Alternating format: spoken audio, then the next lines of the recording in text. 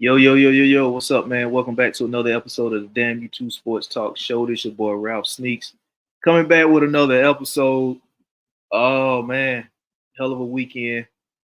Um, College football officially kicked off. Um, we definitely gonna get into that. Week zero. Upset heard around the world. If you don't know, we're gonna get into it. You should know if you've been following it, but if you don't, we're gonna get into it. But before we do that, man, make sure you head over to YouTube. Subscribe to the channel, hit that notification button so you can get notified when new content drops. Head over to IG. Is damn_YouTube_ sports talk. If you want to follow my personal page, is Ralph_Sneaks. Twitter or X is damn YouTube sports talk. You want to follow me over there. But let's get to it, man. Let's get to it. The upset heard around the world. Georgia Tech beating Florida State in Ireland this past Saturday, 24-21. They beat them on the last second field goal. But let's just get straight to this point. If you're Mike Norvell, the Florida State head coach, you can't have an ending to the season that you had last year. And I get it. I understand that you beat Louisville and all that in the ACC championship game, and you feel like you deserve to be or deserve to have been one of the 4 teams in the college football playoffs last year, which they snubbed you from. And they came up with all kind of excuses about Jordan Travis being hurt. He shouldn't be, the ratings and all this other kind of shit. That you should have been in. You went through the schedule, you played the games, you beat the teams that you had to beat, you did what you had to do to get in. You should have been in. But I'm not, disputing that. But I think you should have been in. Now, what you did when you got in there, that was a different story. But you did what you had to do to get in there, and you wasn't in there. So you end up playing Georgia, the Orange Bowl, I believe it is. And I get it. You didn't have a lot of players because they opted out. The Keon Coleman opted out, the Trey Bensons. Of course, you didn't have Jordan Travis because of the leg injury he suffered down the stretch of the season. I get all that. And he had a season-ending injury. I get all that. A lot of players didn't play. The Jared versus a lot of guys didn't play because they was opting out, preparing for the NFL draft, this, that, and third. I get it. You didn't have those guys at your disposal, but you didn't have those guys available. But you go out there, and despite not having those guys, it might have been like 14 total, something like that, combined offense and defense. You go out there and you lose by goddamn 60. You suffered a 60-point loss to Georgia. 63-3. That's what you ended the season with. Down in Miami. 63-3 is what is how you ended your season last year if you Mike Norvell in the Florida State Seminole. So when you look at Georgia, you look at Georgia Tech, Georgia obviously being the more superior team, being the better team. Georgia Tech is looked at more so, I hate to say this, but it's looked at as the school underneath Georgia, like a sister school, so to speak. But it's not looked at as the same tier of school when it comes to athletics, football in particular. Football, that is, because academic wise, it's hard as hell to get in Georgia Tech. I don't know if you know that, but you go and look up the academic standards that's required to get in Georgia Tech. It's hard as a motherfucker to get in Georgia Tech. You got to be smart as a motherfucker to get in Georgia Tech. So I'm not saying that Georgia Tech is a lower level school because it clearly ain't. I'm talking about from a football standpoint. Playing football, Georgia Tech is looked at is up under Georgia. It's not as Georgia's a much more superior team when it comes to football than Georgia Tech. That's how it's looked at. That's how it always, as long as I've been living, that's always how it's been looked at. Even when Georgia Tech had the Calvin Johnson, even when they had the Megatron was there.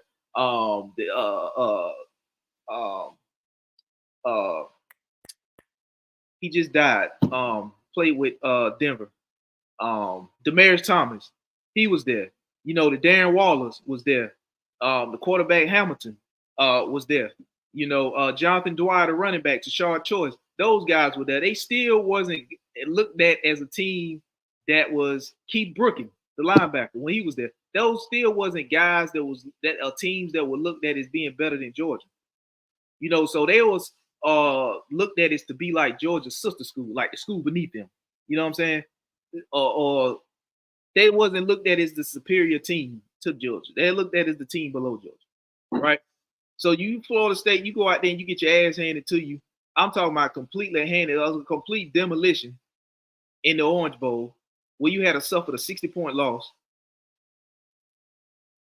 to the point where you come back and start the season with an upset. You lost in an upset game to Georgia Tech. You got upset by Georgia Tech in Ireland.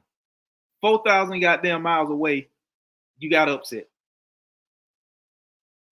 You all went over there to Ireland, you get upset by Georgia Tech. Now, I'm not taking nothing away from Georgia Tech, but what I am saying is if you Florida State, you can't start this season off based off how last season ended. Even if you didn't lose to Georgia last year, even if you had won the game, which you was a long goddamn way from winning at 63-3, even if you won that game, you still don't want to start this season getting upset by Georgia Tech in Ireland. Now, that was a long-ass flight over there, and it's going to be even longer flight back, even though it's the same distance flying back over there that it was going over there. Across all that goddamn water, 4,000 miles, you go over there and you get your ass, you get upset by Georgia Tech. Now, I'm not taking nothing away from Georgia Tech. Georgia Tech is a much improved team. I started to see that down the stretch of last season, and they came out and they played well. Not taking nothing away from Georgia Tech. Georgia Tech defensively played well. So if you didn't see the game, I don't want nobody sitting there thinking like, well, Florida State only lost because they didn't play well. No, they played well. It was just Georgia Tech defense is better than a lot of people think. You got to give it up to the head coach Brent Key over there in Georgia Tech for the job he's done. They've getting a little bit more offensive minded. They get out of that wing T wishbone shit, so they getting a little bit more offensive minded. And I think if they, what's helping or what is going to hurt, it can help and can hurt, is the transfer portal. Now you're looking at what Florida State lost. They lost Keon Coleman to the Buffalo Bills. They lost Trey Benson, the running back, to the Arizona Cardinals. Jordan Travis, he got drafted by the Jets, and he wasn't going to play anyway if he came back because of with the type of injury he suffered down the stretch of last season. I don't think he was going to be ready to play against Georgia Tech if he was coming back. But he ain't there. Need to say he ain't there. That's neither here nor there. He got drafted over to the Jets. You look at Fisk up front on the D-line with Jared Verse. Both of those guys got drafted to the LA Rams. You lost a cornerback, if I'm not mistaken. He got drafted by the Jacksonville Jags. And I think you lost a linebacker and somebody else in the secondary. But you lost players if you are the Florida State Seminoles. But the point I'm making is, with the way the transfer portal and all this NIL and stuff set up, you got DJU, I can't pronounce his last name, but he came in the transfer portal from Oregon State. And I'm going to get to that in a second. But the way this thing is set up is when you lose players that Florida State lost to the draft or to the portal is set up to where it's not buying you time no more if you're these coaches. Like Mike Norvell, with the way that this loss, like I said, you had a 60-point loss to end the season to Georgia, and now you start the season off getting upset by Georgia Tech. The transfer portal now is not giving these teams or giving these coaches time to buy, to say, okay, well, we lost, 4 starters on offense and we lost 4 starters on defense. The portal is basically free agency in college sports. So whatever you lost or whatever you lacking at, that's what you go in the portal and get. That is essentially what the portal is to college sports now. It's basically like the free agency in the NFL or free agency in professional sports. You lost something, you go and replace it in the portal. And your recruiting class is essentially like a draft. You know what you need, you recruit it, you bring it in. Now, you could lose it in the portal, but if you see what you need, you recruit it, you bring it in. That's basically like the draft in college sports is the recruiting class. And the portal is basically like free agency. Now, there's no trade deadline or nothing like that. You can't go and say, well, Florida State needs a left tackle, so I'm going to go and trade with the University of Tennessee for a left tackle, and I'll give them, I don't know, a linebacker, or I give them a safety or whatever. It don't work like that. It's the portal and it's the recruiting class. And the portal is speeding up the time. So if you Mike Norvell in Florida State and you look at what you lost in Keon Coleman, Trey Benson, and other guys to the NFL, and you lost guys to the portal too, but you brought guys in from the portal as well, that's speeding up the process of what you lost. So once you went into this portal and you got DJU out of there, transferred in there through the portal from Oregon State. He was a 2-year starter at Clemson. Came in after Trevor Lawrence. And he was 19 of 27, 193 yards. He had 6 rush attempts for 7 yards. You look at what DJU is doing for Florida State, or I don't know. To be honest with you, I'm going to throw this out there. I don't even know if Florida State actually wanted DJU at first. I think they actually wanted Cam Ward, who was coming out of Washington State, but then he entered his name into the NFL draft and then withdrew his name out of the NFL draft. So once he entered his name into the NFL draft, I think Florida State knew that they were, you know, what they were losing. They had to have a quarterback. They had to have one. For them to rebuild off of what they did last season, they had to have a quarterback. DJU entered the portal. They got him. I think they really wanted Cam Ward, but Cam Ward entered the draft and then withdrew his name. By the time he withdrew his name, they hadn't already got DJU. And Cam Ward ended up going to Miami, a rival school, in-state rival, Miami. So now that they, you know, they got DJU in there, you know, looking at what he did in Clemson, 13 games, his first year as a starter, 2021, he had over 2,200 yards passing, over 300 yards rushing, and I think he had 13 total TDs with either 9 or 10 picks. Then 2022 in 13 games, he had over 2,500 yards passing, over 500 yards rushing, 29 total TDs with 7 picks. Then he transferred over to Oregon State, and he played there last year in 2023. He had over 2,600 yards passing, 200 over 200. His rushing yards dipped to slightly over 200, and then he had 27 total TDs with 7 picks again. So you got to ask yourself, based off what you lost and what you got in DJU, is he the type of quarterback that can carry a team so they can build momentum for Florida State to get back to what they were last year? And I get it, Florida State lost a lot, but like I said, that's what the portal is for. The portal is speeding up the process of what teams are going to lose to the NFL draft or to other teams in the portal. Like I said, portal is essentially free agent in college. You're going to lose guys. But you got to go into the portal just like teams got to go into free agency and replace what they lost. So now you would have came into the season ranked 10th. You're going to drop. There's no doubt about that. You're going to drop. So we got to see how everybody else play out this weekend. But Florida State, you're going to drop. You're not going to stay at 10. You're going to drop. You lost to an unranked Georgia Tech team, like I said, who's better. And I'm not shitting and talking bad about Georgia Tech. They've gotten better. And I think if they stay on this trajectory, they will continue to get better. But they came into the season unranked. Florida State was ranked 10, and they got upset by Georgia Tech. So Florida State, yeah, you're going to drop in the rankings. How far you drop, I don't know, but you're going to drop in the rankings. So DJU, is that a quarterback that Florida State can feel confident in, that's like they can carry a team until the team gets chemistry and gets confidence for them to get back to the point that they were last season? I don't know, because now you got Miami in the conference has gotten better. Georgia Tech is getting better, who you just lost to. Then you go down, you look at Virginia Tech is getting better. So right now, Florida State should be that top tier team in that conference. You know, Clemson, they don't really do much. Dabo Swinney, they don't really do much with the portal. You know, Dabo Swinney's not active with the portal like that. He's not active in the NIL like that. You know, I don't even think he like it. You know, him and Nick Saban are kind of on the same level when it comes to the portal and NIL type stuff. They're not really a fan of it. You know what I mean? So they're not going to really be as active in it as a lot of other coaches would be. So if you Florida State, there was absolutely no reason for you to start the season out the way that you did. If you're looking at Florida State and Georgia Tech, the rushing yards was about the same. I think Georgia Tech rushed for like 190, and Florida State rushed for a little bit over 190 or whatever. So roughly they was about the same. But if you look at Florida State, you had 6 different rushers. The leading rusher was 12 attempts for 38 yards. That was your leading rusher. So you got to credit Georgia Tech's run defense, especially up front.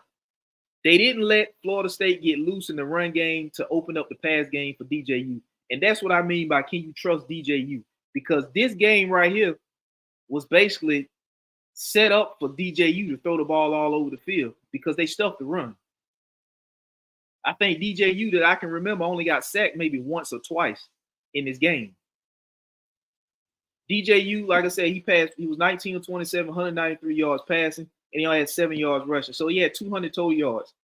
You know, if that's shutting down the run, are you confident that DJU can drop back in the pocket and pick a defense apart to open up the run so this offense can be explosive and this team can get back to what they were last season? Even though, like I said, they lost a lot on both sides of the ball, and it's going to take a little time for them to build chemistry, but that's what the portal is for. The portal is to speed that up. You know, do you really feel confident in DJU to really carry a team? Because now, I know it's just the first game. I get that. I know it's just the first game, but based off of this first game, it seemed to me like if you can stuff the run for Florida State, then you got a great chance of beating them because DJU is not going to pick you apart. Now, Georgia Tech, like I said, they're not historically known for winning the ACC. They're not even historically known for being a good team like that. But they've gotten better, and they've only going to get better. And that was just against Georgia Tech. Do you feel confident in this performance if you had to put this performance up against Miami?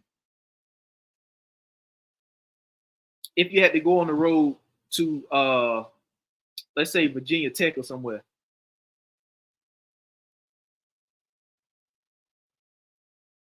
You know, so they got to play better. And I understand it was week 0, first game. Let's call it week 0. DJU, he's 6'4", 250. He's not really a dual threat quarterback like that. Like I said, last year in Oregon State, he only rushed for a little over 200 yards, like 220, 230 yards or something like that. So with him being not as more of a mobile threat as he should be at 6'4", 250, you know, I think if you Florida State, you could struggle this year. Because like I said, you lost a lot on both sides of the ball. You look at DJU, he's probably not the most mobile quarterback that he should be a little bit more mobile than he is at 6'4", 250. That's a big dude, 6'4", 250. And if you can stuff the run and force him to be a pocket passing quarterback, and because he's not going to really scramble and be that type of dual threat quarterback. Now, yeah, if it's 3rd and 3, 3rd and 4, and he's sitting in the pocket and he has an alley, he has a lane that he can pick up about 5 yards, yeah, he's going to do that and get the first down, get out of bounds, do it. Yeah, but he's not going to be a quarterback that's going to be that you have to put a spy on. You know what I'm saying? You don't have to spy because he's not that dynamic of a dual threat quarterback. Now, if he was, that would make him even more dangerous. But since he's not, that's gonna hurt the Florida State defense. I mean, the Florida State offense to some degree, unless they somehow, some way during the season, he just pick up being a dual threat quarterback and recognize that. But if teams are just stuffing the run and making him be a pocket quarterback, that's gonna hurt Florida State this year. That's gonna hurt them this year. Because even when Georgia Tech pretty much contained the run, because they kept you under 200 yards rushing, it took you 6 different. Matter of fact, I think they had 100. Matter of fact, I got it right here. It's 196 total yards rushing, and it was 6 different rushes that combined for 196 yards rushing, including DJU. The leading rusher, like I said, was 12 attempts, 38 yards. That was the leading rusher. So they pretty much contained the run from that standpoint. I mean, 196 rush yards is a lot of, rush yards. Took 31 attempts from 6 different rushes to do that, and the leading rusher was 12 attempts for 38 yards. So Georgia Tech did a good job stuffing the run, and now you have to make DJU. Now he made some key plays on 4th down. He converted on 4th down. He made 2 crucial throws that I can remember. That was, later on in the second half. For fourth down conversions that kept the drive alive.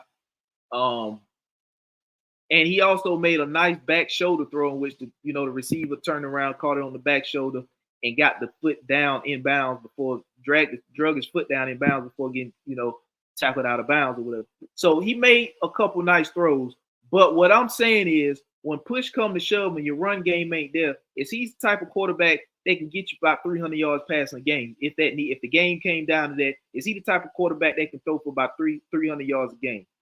Because if you can't get the run game going, and like I said, you struggled against Georgia Tech. They did a good job against the run. So if you can't get the run game going, you're gonna need DJU you're gonna have to rely on his arm.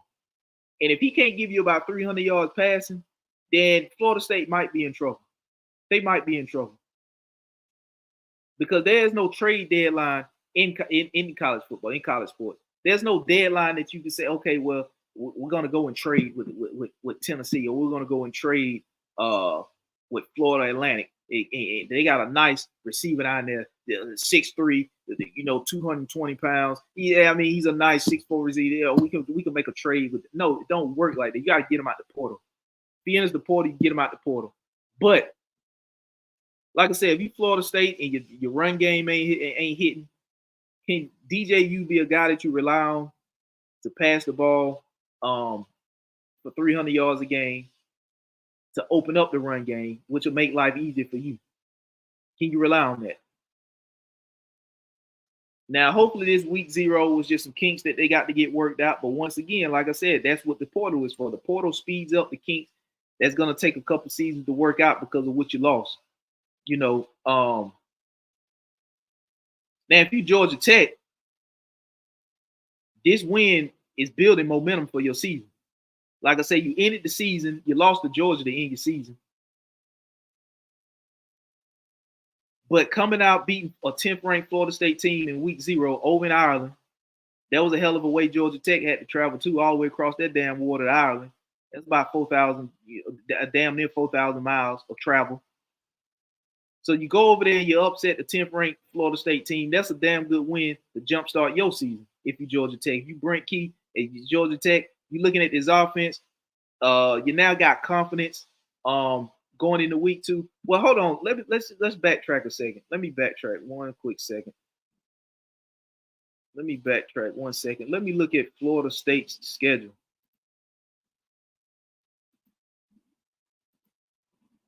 Let's look at Florida State's schedule here. Okay, they lost in Ireland to Georgia Tech to open the season, right there. So they 0-1 in the conference. Yep, DJU 193 yards passing. The leading rush had 38 yards. So now you come back on Monday night, which is Labor Day, and you got Boston College at home. You got Memphis at home after that. You got Cal at home after that. So you got 3 straight home games coming back starting Monday on Labor Day. Then you go at SMU. Then you play Clemson. Clemson got a tough opener week 1 against the number 1 ranked Georgia Bulldog. Then you got at Duke, at Miami, which is going to be a tough one with Cam Ward. Then you got North Carolina at home. Then you go at Notre Dame, which they got Leonard Riley over there now. Riley Leonard. I got his name back. I think it's Riley Leonard, the former Duke quarterback. They got him out the portal over there in Notre Dame. Then you got Charleston Southern, and then you got Florida. I'm not really expecting Florida to do too much this year. They lost, first round receiver Ricky Passau. They lost him to the San Francisco 49ers in the draft. They also lost Trevor Etienne in the portal to Georgia. Kamani McClain, I'm not sure what the deal is with him. He transferred over there from Colorado. I'm not sure what the hell he got going on or what they got going on. I don't even know if he's playing, is he suspended, or what the deal is with him. Because from the outside looking in, he had some issues at Florida. The same issues he was having in Colorado, he was having in Florida. We can't blame Colorado for that. But back to Florida State, man. You got to go through this schedule convincingly. I understand this. What helps you in this situation is the fact that you lost in the first game of the season. So you got the entire season to go to bounce back from that. And the expansion of 4 playoff teams to 12. So you got that in your favor. But what I'm saying is you lost a close one to Georgia Tech. You can't come out here and play Cal and at home, by the way, or Memphis at home, by the way, and this early in the season, and let's say you beat Memphis, but you beat Memphis 23-20. That's not a convincing enough win. That's not convincing enough. That's not a convincing enough win. You got to come out here and beat the hell out of these teams to prove that week one, slip up was just, working some kinks out. You got to come out here and beat the hell out of Boston College, especially if you got these games at home. Boston College at home, Memphis at home, Cal at home, Clemson at home, North Carolina at home, Southern Charleston, and Florida. You got those are your home games. Now you go on the road to SMU, on the road to Duke, on the road to Miami, on the road to Notre Dame. Notre Dame, Miami gonna be tough games. I already know that. I already know they're gonna be tough games. Clemson may be a tough game. Depending on what Clemson is at that point during the season in October. But you got to win these games convincingly, bro. You just can't come out here and barely beat these teams. You got to show it. You got to prove that losing to Georgia Tech was just a slip up. It wasn't because we weren't a good team. We just slipped up, and Georgia Tech was a little bit better than we thought. But if you come out here and beat the hell out the rest of these teams, that'll prove to you that you got to win out the rest of the way. And damn near all these games that you went out got to be convincing. And it's gonna be some slip ups along the way. Like I said, Miami ain't gonna be nothing to sneeze at. Notre Dame ain't gonna be nothing. And you on the road at both those games. Clemson, like I said, they probably ain't gonna be nothing to sneeze at. And the way you played against Georgia Tech, you fuck around and you might lose one of these home games that you should win to either North Carolina. You might fuck around and lose Duke. The way you play, that's why you got to come out here and win the rest of these games convincingly. Now, like I said, the thing that's going to work in your favor is the fact that it was the first game of the season. So you got the rest of the season to show and prove. And then the playoff expanding from 4 teams to 12 teams. So, if you Florida State, you gotta come out here and win it. You gotta beat the hell out of the rest of these teams. Like I said, Georgia Tech, they had a damn good, played damn good ball. The quarterback rushed for more yards than the leading rusher for Florida State. He rushed for 54 yards by his damn self. Hayes King. And just like Florida State, Georgia Tech had 6 different rushers. They combined for 190 yards to be exact. Jamal Haynes, 11 rushes, 75 yards. So Georgia Tech did exactly what I thought they was gonna do to win the game. They didn't run that wing T wishbone shit, but they did just enough. They played solid defense. They did just enough on the ground game to keep that Florida State defense honest. They passed the ball when they needed to. They moved the chains when they had to and converted when they had to. And they milked that clock down the stretch, despite them having a damn near hiccup with the snap. They stayed poised. They didn't try it all back in one play. They got it back a little bit at the time, kept themselves in field goal range, and they milked the clock. And they had good ball security, and they kicked the game-winning field goal. That was Georgia Tech's formula down the stretch, and not turn the ball over, not get outside of the game plan, trying to keep up with Florida State. And see, that's the thing that Georgia Tech did against Florida State. They played well enough defense that the offense didn't have to get outside of the game plan. Now, if they had came out there and Florida State was beating the hell out of them, and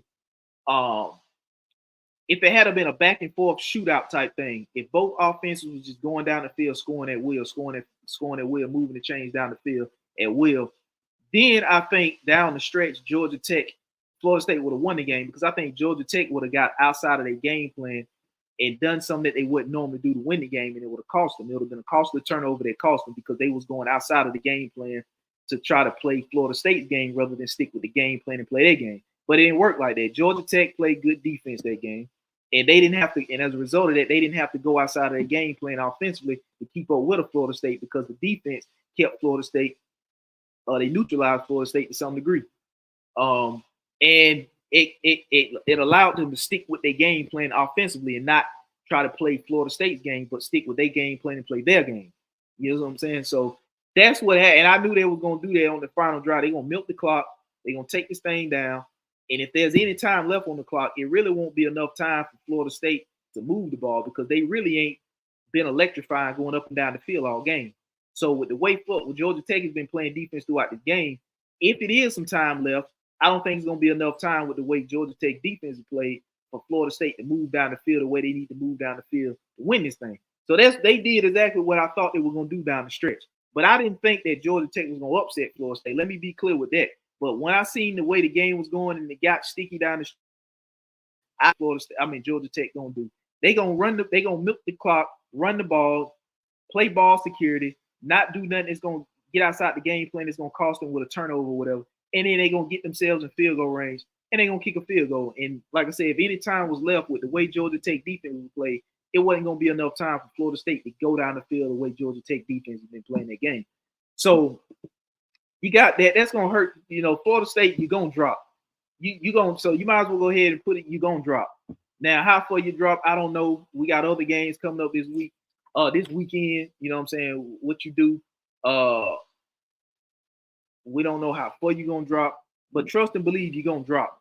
And if you Florida State and Mike Norvell, you got to get up under the. You got to get up. You got to light some fire in this team because you can't start this season where you already started the season with a loss, but you couldn't afford to start this season losing to an unranked Georgia Tech team after the way you ended the season with a 60-point loss to Georgia in the bowl game. You can't do that if you Mike Norvell and his team. That's, essentially the transfer portal is there to speed up what you lost through the portal or in the draft. That's what you replace what you lost along with your recruiting class. That's what you do. But that's not a good loss for Florida State. They got to get tougher on defense. DJU's got to be more aggressive on offense. But if he can't be aggressive enough on offense to help carry this team off of what you lost and what you didn't recoup in the portal or whatever, you got him out the portal. But his other, you lost a big time receiving Coleman, you lost a big time running back in Trey Benson. And on the defensive side of the ball, you lost up front Jared Verse and Fisk. You lost both of those guys to the Rams.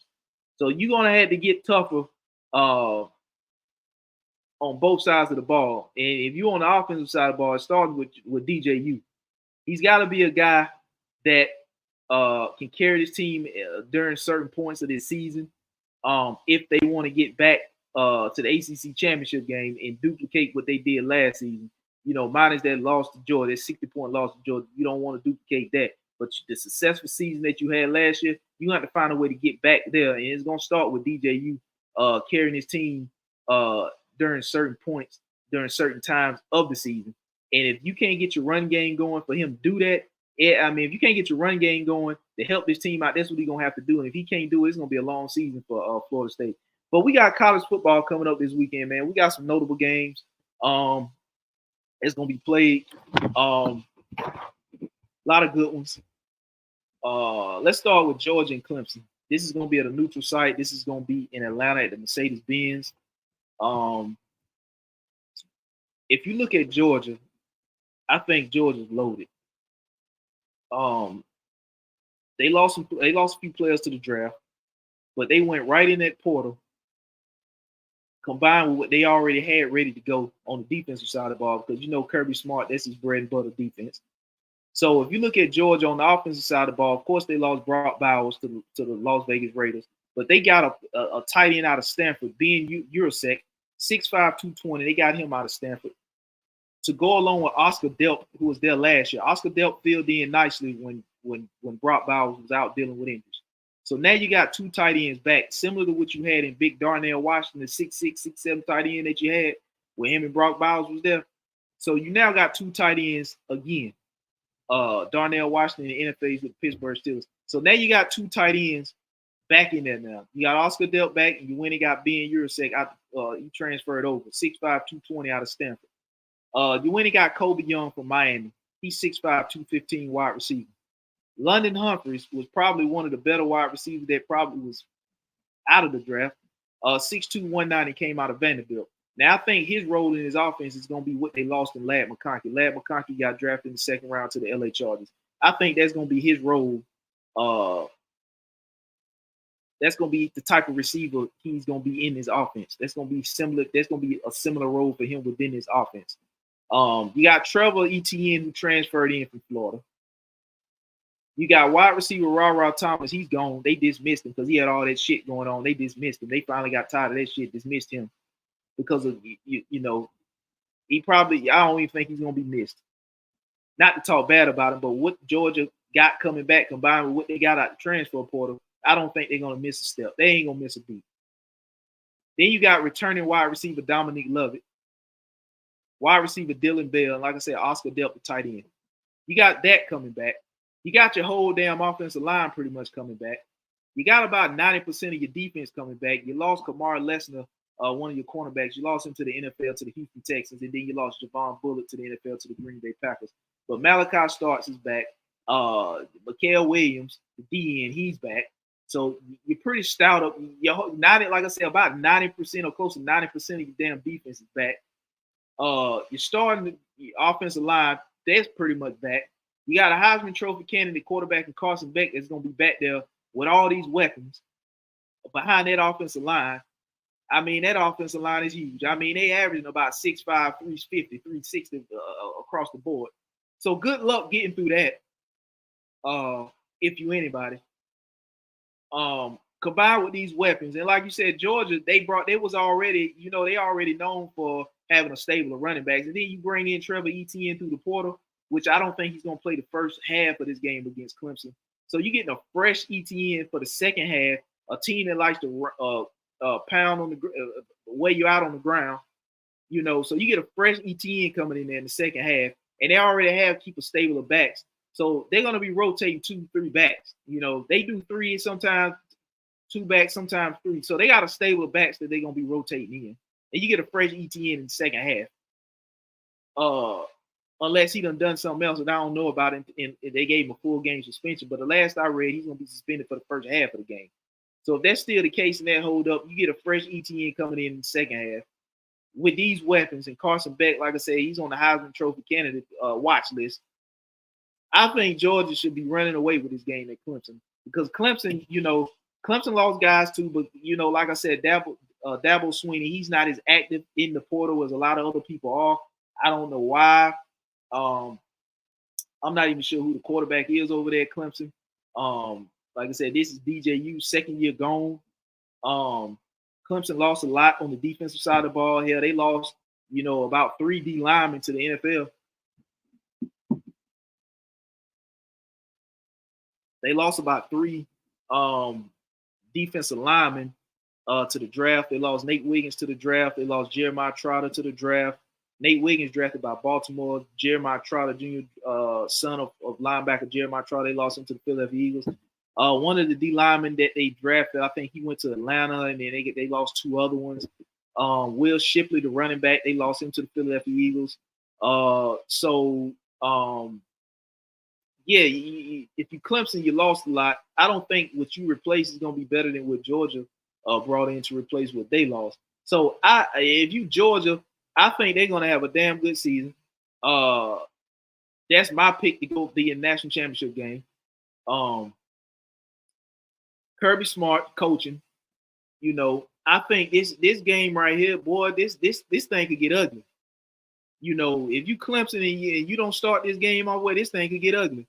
I think the only thing that could stop this Georgia team, I'm not even going to say stop this Georgia team. I'm going to say slow this team down because I don't think the only thing that could probably stop this team is they have a shitload of injuries. I'm talking about an unheard of number of injuries on both sides of the ball. It's got to be a ridiculous amount of injuries on both sides of the ball and special teams to the point that you probably down to your third string guys playing big snaps, playing a lot of snaps. But if they do have some injuries, I think it's just going to slow them down. I don't think it's going to stop them. But this Georgia team is loaded. I got them going to the national championship game. I think they could go into this game and this thing could get ugly. I'm thinking Georgia's going to put 30 plus up on Clemson. Um, I'm looking, what Georgia brought in through the transfer portal, combined with what they got returning. I'm thinking Georgia's gonna put about 34 points up on Clemson. I wouldn't be surprised if they come out there and beat the shit out of Clemson. I wouldn't be surprised if this thing be like a 41-14 type of game. But I'm gonna give Clemson a little bit more respect because the Dabo Swinney is a national championship winning head coach. So I'm gonna give him a little bit more respect than that. I think Georgia's gonna come out here and it's gonna be like a 31-13 type, 31-17 type game. I think Georgia's gonna win this thing by at least 2 touchdowns. That's what I'm thinking. It's in the Mercedes-Benz Dome. That's damn near almost like a home game for Georgia, since Athens and Atlanta ain't that far from apart, but Clemson ain't that far either, But I'm thinking Georgia's gonna come out here and Georgia's just gonna put together. Even though the last time these two teams kicked the season off, it was a real close game. I think they kicked that one off in Charlotte. It was a couple years ago. A few years ago now. I think it was like 2 years ago now. That they kicked it off in Charlotte. And it was a close game. I think it was either 10-3 or 13-3, something like that. I think the only touchdown that was scored in that game was off of DJU. He threw a pick six. That was the year after Trevor Lawrence left. So yeah, the only touchdown that was scored in that game was DJU. He threw a pick six. And that was a close game. It was either 10-3 or 13-3. But I'm looking for Georgia to just come out here and just go ahead and start the season off with a bang, put everybody on notice as to why, and they should have been one of those teams that was snubbed last year. I think they're gonna carry that anger and frustration over into the start of this season, even though they took it out on Florida State in the bowl game, beating the hell out of them, 60-point demolition job they did on Florida State in the bowl game. I think they're gonna come out. They ain't gonna take their foot off the gas on offense or defense. I think they're gonna continue to be aggressive, even when they got the lead late in the game. They just gonna come out here and put all kind of ass cheek on the gas, and they just gonna put college football on notice and say, "Look, man, we should have been in there last year." And as a result, we're gonna take all this anger and frustration that we had last year from getting snubbed, and we just gonna take it out on the schedule this year. And I'm looking for them to just go in and do a damn near demolition job up there in the Mercedes-Benz Dome against Clemson. I'm thinking I'm thinking it's gonna be like a 31-14 type game, 31-10 type game. I think they're gonna win this game by at least 2 touchdowns. That's my opinion. I think Kirby Nelm is on a mission this year, and it's gonna start week 1 against Clemson in Atlanta. Let's see who else we got coming up this weekend. We got Miami and Florida. I'm looking for Miami to win this game. Like you said, they got Cam Ward, who transferred in from Washington State. He's the quarterback down there in Miami now. Florida, I'm not sure what they got going to be working with. I can't think of my man's name. He's on the D line. Big man, D tackle, number 21. I think he's the heaviest D lineman in the nation. I can't think his name now, but I don't think it's going to be enough to beat Miami. Florida, they got all kind of issues down there. Like I said, they lost Trevor Etienne in the portal. They got Kamani McLean in there, but I've heard, I don't know, I'm not there, but I'm just saying from the outside looking in, what I've read, that he's having issues down there as well. It's the same type of issues he was having in Colorado. I think it's more so for him his work ethic. I think he just feel like that he should just show up on game day and play. Like he shouldn't have to put any additional work in off the field. You still got strength and conditioning you got to get in. You still got film you got to get in. You still got to work on your game, your technique outside of game day. You can't go into the game, expect to get on the field and work on things during the game that you should have done off the field. You should have been putting in that extra work there, whether it's film study or getting out there, going over X's and O's, strength and conditioning. You got all this stuff you still got to put in. So work ethic is really what I've been reading about Kamani McLean. And, I also read that he's been showing up to events and meetings late. But so whatever issues he was having over there in Colorado, it don't seem that it was Colorado's problem or fault, because he's now having them same issues over in Florida. Now I'm not sure if he's gonna play, suspended, or what's going on with him. But they got him in through the transfer portal. And if he can put it all together, he'll be a damn good athlete. I mean, a good one, if he can put it all together. But like I said, Florida, man, I just don't see Florida doing much. I think Miami is gonna win this one. I think Cam, with the addition of Cam Ward to Miami, that's gonna open up that offense even more. A dual threat quarterback is gonna open it up even more. I'm looking for Miami to be the team in the ACC this year that probably Florida State was last year. With the addition of Cam Ward, and they lost the hard hitting safety Kitchens. They lost him in the draft. So, that's the only notable player that I can think of that they might have lost some other people in the draft or to the NFL that went undrafted or whatever. But that's the only notable one I can remember. And like I said, they brought Cam Ward in. So I'm looking for them to just go in and do it. They take care of business against Florida. You got Notre Dame, Texas A&M. Texas A&M new head coach Mike Elko. I think he was formerly a Duke head coach at some point. I think he was a Duke head coach last year. And at some point, he was a coordinator on some other staffs or whatever. But I think he started on the staff at Texas A&M, then left and got coordinator jobs at other schools, and then he was the Duke head coach last year, and then now he's back at Texas A&M as their head coach. After they got rid of Jimbo Fisher, underachieving Jimbo Fisher, they got rid of him and brought back new head coach Mike Elko. They go up against Notre Dame. Notre Dame new head coach Riley Leonard. They got him in the transfer portal out of Duke. They also lost Joe Alt, offensive lineman, to the LA Chargers. They lost him in the draft to the LA Chargers. So Notre Dame, 7th ranked team coming into this. I'm looking for Notre Dame to win this one close. Even though this game is down in College Station, I think Notre Dame could come in and win a close one. I think that Texas A&M should be better. I don't think they can be worse than what they were with Jimbo Fisher. So they still got some things they need to work out down there in Texas A&M, and I don't think it's going to take them long to work it out. The way that this portal was set up, the way that Texas A&M is able to, with the NIL and Texas A&M being one of those schools that could, offer the big dollars. You know what I'm saying? It's not going to take long, but I think Notre Dame coming in ranked number 7. I think they're going to win a close one down in College Station. But like I said, Riley Leonard being the former quarterback at Duke and Mike Elko being the former head coach at Duke, they were there together. I think Elko may know Riley Leonard's tendencies, but you can say the same thing about Riley Leonard might know Mike Elko's defensive tendencies. So it's going to be a good chess match between those two. The former quarterback of the team, he's playing his former coach. You know what I mean? So, but I think Notre Dame, coaching wise, I can't think of the guy named Young Guy. But I think I give him the edge. It's gonna be a close one. I know College Station is the 12 man. That's a tough place to play. That's a real tough place to play.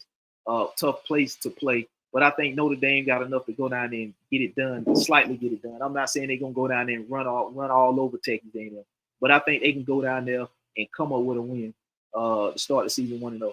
USC at LSU, interesting one. This one is going to be at a neutral site too. This one's going to be in Vegas. Lincoln Riley, versus Brian Kelly. You lost a lot if you LSU. I think defensively, they didn't lose much defensively. They didn't lose a whole lot defensively, actually. They lost, a couple pieces here and there, but they didn't lose a whole lot, so they should be much better defensively. But if you were LSU, you look on the offensive side of the ball, you lost Jay McDaniels, who's your Heisman Trophy quarterback. You lost him 2nd overall pick to the Washington Commanders. You lost Malik Naples, who was a 6th overall pick, I believe, to the New York Giants. And then you lost Brian Thomas Jr., who was the 23rd pick, I believe. He went to the Jacksonville Jags. So you lost a lot of offense with those guys. You're now gonna have a redshirt junior quarterback, Garrett Nesmir, if I'm pronouncing his name right. So offensively, you might struggle out the gate until you find a way to get things going. But defensively, you should be better because you weren't that good defensively last year. It's just that Jay McDaniels had like 40 touchdowns and was throwing the ball to Malik Naples and Brian Thomas Jr. last year. So those guys are now gone. So a lot of your offense is now gone because they gone. So now you're going to need that defense that underperformed last year. You're going to need them to step up and perform better this year, especially with a redshirt junior quarterback. You're gonna need that if you Brian Kelly down in LSU against USC. If this game was in uh, down in LSU, down in Baton Rouge, I would give the edge to LSU. It's hard as hell to go to LSU and win a game. But since this game's a neutral site, is in Vegas, I think USC could win this game. USC, of course, they lost Caleb Williams, the first overall pick to the Chicago Bears. They lost him, but I think the way Lincoln Riley replaces quarterbacks, I think that they could combine with what we don't know about the LSU defense yet. And this is going to be a true test for the LSU defense because, like I said, they weren't that good last year. They just had a dynamic offense with Jay McDaniels, Brian Thomas, and Malik Naples. But now that those guys are gone, they're going to need to rely more on the defense this year because so much of their offense that made them so dynamic offensively last year is gone. So the defense definitely has to step up. And I think the way that Lincoln Riley can kind of replace QBs, like I said, if this game was down in LSU, I would probably pick LSU. But now this game is at a neutral site. I'm going to go USC in this game. I think that the defense is going to have to show a lot in this game unless there's something about this quarterback, Garrett Nussmeier, that we don't know. And we ain't seen a lot of them because it was all the Jay McDaniels show last year. So we don't know what we're going to have in this guy. So it's going to be all relied upon the defense until they can get this offense going because of what they lost offensively to the NFL. So I'm going to take USC to win this one. I think Lincoln Riley and the way their offense is looking in USC and the way he can replace QBs, I'm not looking for them to be down too long. It's just going to be up to LSU defense to kind of combat and neutralize Lincoln Riley's offense. And I don't think that's going to happen. Now, if this was a dynamic defense that we've already seen for the previous 2 years, it's different. But this defense should be much improved. This defense should be improved, but I don't think it's going to be enough to the point where it's going to outdo Lincoln Riley's offense.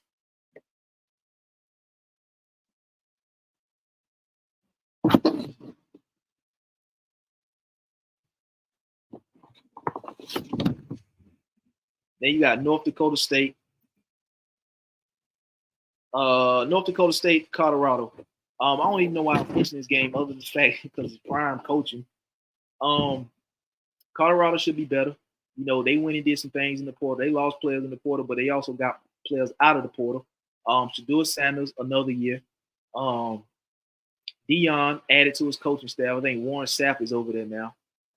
So this is his second year out there in Colorado. So I'm looking for them to be better on both sides of the ball, offense and defense.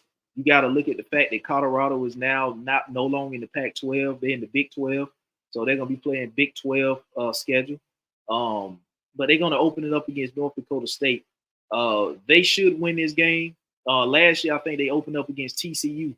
Yeah, they did open up against TCU because TCU was in that championship game and got the hell beat out of them by Georgia. They opened up against TCU and beat TCU. I'm looking for them to take the next step, take another jump on both sides of the ball. Under the leadership of Dion. I think this is both bringing in guys like Warren Sapp is going to be helping over there on the defensive side, especially up front. Bringing in offensive linemen to help protect Shedeur Sanders and give him more time. So this team should be improved, should be better. I think they're going to be more disciplined because there were games last season that Colorado lost in which they had to lead and should have won those games. And I think this year is going to be another step in that direction of being disciplined. Travis Hunter, another dynamic player playing both sides of the ball. So, yeah, I'm taking Colorado to win this one. They should win this one. It is in Boulder, Colorado. They should win this one. I'm taking them to win this game. Like I said, another, it's learning curves all around the board from the players to the staff down to the head coach. You know what I mean? So everybody is going to be another year in this thing. Other than the guys that left and the guys that came in through the transfer portal. But I'm gonna take Colorado at home to win this one. I'm gonna take them to feed off the energy from this Colorado crowd, this fan base. It was a lot of that in last year. It's just that that was their first year. Now I'm not saying Colorado's fixed to be a national championship contender or nothing like. No, I'm not saying that. Not saying that. But I'm thinking that Colorado is going to be slightly better. It's going to be better than they were last year. They should be better than they were last year, enough to beat North Dakota State in the first game of the season. And I think that they will do that. But there's a lot of other games. There's just a few of the top. I don't even know why I would consider that as a North Dakota State and Colorado as a top game. Neither one of those teams are ranked. I don't think Colorado's ranked from my understanding. I don't know North Dakota State ain't. But yeah, man, college football season kicking off Saturday. It's gonna be a lot of good games on. Like I said, man, I'm looking for Georgia to just run this thing, run away with this thing. They got a tougher schedule this season than they had last year. They're going at Bama and at Texas, and at Ole Miss, if I'm not mistaken. So those are three big road games they're gonna have to play. But they do get Auburn at home. They get Tennessee at home. And then Florida's always a neutral game down in Jacksonville. So, and I think they get Mississippi State at home. And Georgia Tech at the end of the season to finish it out. They get them at home this year. So they got a tougher schedule going to Texas and going to Bama than they had last year. But I think they're going to be well prepared for those games. If you look at Texas, they lost on both sides of the ball. They lost Byron Murphy up front. He got drafted to the Seattle Seahawks. A.D. Mitchell, they lost him. He got drafted to the Indianapolis Colts. Xavier Worthy drafted over there to Kansas City. Quinn Ewers is coming back, but you lost the tight end Jatravius. I hope I'm saying his name right. Sanders, they lost him, and Jonathan Brooks, the running back. They lost both of those guys to the Carolina Panthers. So they lost some guys up front too, and they lost another D lineman up front. So they lost some guys too up front. And they should be returning a good bit of their defense, but they lost some guys on the offensive side of the ball. Quinn Ewers is back. He's another guy that's probably going to be in the Heisman Trophy running this year. But it's a tough place to play out there in Austin. But I'm still looking for Georgia to lose no more than maybe one game this year. I think they're going to beat Bama. I think they're going to go on the road and beat a close Bama team. Kirby versus I can't think of the guy name. He head coach over there. He was in Washington last year. Now he's the head coach in Alabama. I think they're going to be more of an offensive team than a defensive team. I think they're going to take a hit defensively. They lost Dallas Turner in the draft. They lost Terrion Arnold and Kool-Aid McKinstry in the draft. They lost Jermaine Burton in the draft. And I think they lost the offensive lineman, J.C. Latham. They lost him in the draft as well. I think he ended up going to Tennessee, if I'm not mistaken. So you lost some players too with Bama. It's tough to win at Bama. It can be done, but it's very tough to win at Bama. And if I had to pick a team and a coach that could do it, I think Kirby in Georgia could go into Tuscaloosa and win that game. So Georgia, I'm expecting them to win, probably lose no more than a game. They also go at Ole Miss, Lane Kiffin versus Kirby Smart. I think that they could. I mean, Georgia's loaded. You know what I mean? One of those. If I had to pick a loss for Georgia, it would be either Texas or Bama. But I think they're capable of winning at Bama. But I wouldn't be surprised if they go down there and lose a close game too. But one of those two games is going to be a loss. And I think that will be the only loss Georgia suffer this season. I think they're going to roll right into the college football playoffs. It could be a Texas-Georgia SEC championship game. I can see a Texas-Georgia SEC championship game in which if Georgia loses at Texas, I think they can get some revenge since the game is going to be back in Atlanta at the Mercedes-Benz. So, I'm looking for Georgia to just, be the contending team that everybody got them to be. I'm looking for them to be in the national championship game, maybe probably against Ohio State, maybe. I'm not sure how the bracket is going to fall. We don't know. I know how the bracket is going to fall since this being first games of the season for damn near everybody. except for a couple people that played last year. But damn near everybody's gonna be the first game of the season. We got to see how the cards fall. We got to see how the season go. To see what team get. To see how they gonna fall and how they gonna match up this, that, and the third. But that's my time, man. I'm out of here, man. Make sure y'all go over to YouTube, subscribe to the content, hit that notification bell so you can get notified when new content drop. Head over to IG, follow it, damn_U2_sports talk, or you want to follow my personal page, Ralph_sneaks. The link's in the bio. You can subscribe there too, or head over to Twitter, damn U2 sports talk. Until the next episode, man, I'll see y'all.